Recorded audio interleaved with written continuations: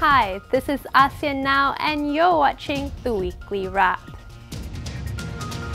First up, in Indonesia, supporters of Jakarta's Christian governor Basuki Cahayapurnama staged a lively rally outside City Hall a day after he was jailed for blasphemy. Hundreds sang the national anthem and called for him to be freed after a court sentenced the former governor to 2 years in jail. The harsher than expected ruling comes amid concerns about the growing influence of Islamist hardliners in the country. In the Philippines, disturbing footage has emerged from the home of an American man suspected of sexually exploiting Filipino children on webcam. 53-year-old David Timothy Deacon was arrested at his Philippines home last month in what was potentially the largest ever seizure of child pornography in the country. Children's underwear, toddler shoes, bondage cuffs, fetish ropes, meth pipes, and stacks of hard drives can be seen scattered throughout the dirty two-bedroom house. Deacon has since been charged with cybercrime, child pornography, child abuse, and child trafficking. Next, a 31-year-old Singaporean was charged with attempted murder for allegedly assaulting a 20-year-old woman in Brisbane, Australia. Police said Brian Tan Guan Wen allegedly hit the woman in the head with a hammer and stabbed her multiple times at a residence in the Brisbane suburb of Norman Park on Monday. The victim, who is originally from Hong Kong, is being treated for a fractured skull but is said to be in stable condition with no long-term injuries.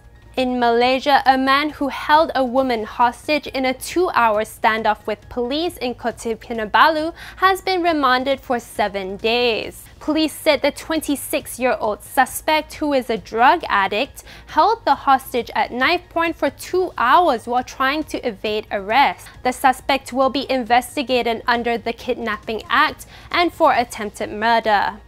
Lastly, on a happier note, 2 elderly Singaporeans proved that falling in love has no shelf life. 70-year-old Maria Abdul Hamid and 62-year-old Ismail Safwan tied the knot after they met and fell in love in March. The elderly lovebirds decided to get married to support and take care of one another through their golden years.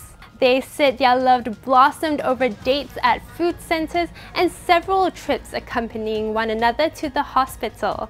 How sweet. We now head over to Bangkok with our Thailand partner Nation TV for the latest roundup from the Northern ASEAN region. Thank you, KL, for your updates. And now let's take a look here over the past week in the Northern ASEAN region. Starting off with Vietnam, as Ho Chi Minh's police department has units to house confiscated motorbikes, much like a jail. Dubbed as prisons for motorbikes, the place is meant to store the motorbikes of traffic law offenders. If the owners do not claim the motorbikes back within a year, they will be simply thrown away. Some people give up their motorbikes so as not to deal with the police or waste time with the long processes of getting them back. And still in Ho Chi Minh City, also known as Saigon, and it is reported that the city may need to learn a lesson from Yangon if it still wants to ban motorbikes. The local government is contemplating a ban of motorbikes starting with the city area. Myanmar's Yangon, meanwhile, has implemented such bans since 2003.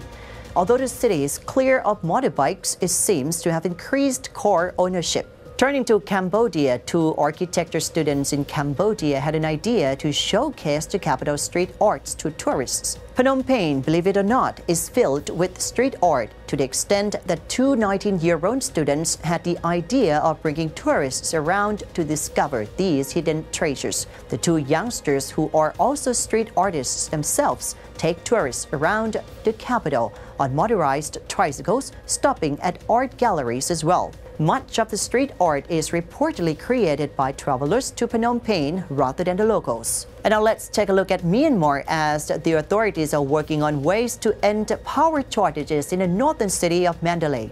When it comes to summer months, Mandalay, a northern city of Myanmar and a former royal capital, often struggles with power shortages Authorities are attempting to ensure that there will be enough water supply for the city's hydroelectric power plants. Electricity in Myanmar is supplied by the hydroelectric power plants and natural gas powered stations. Now continuing our last story, still in Myanmar, as the Golden Pagoda of Yangon attracts more than 40,000 tourists in April alone.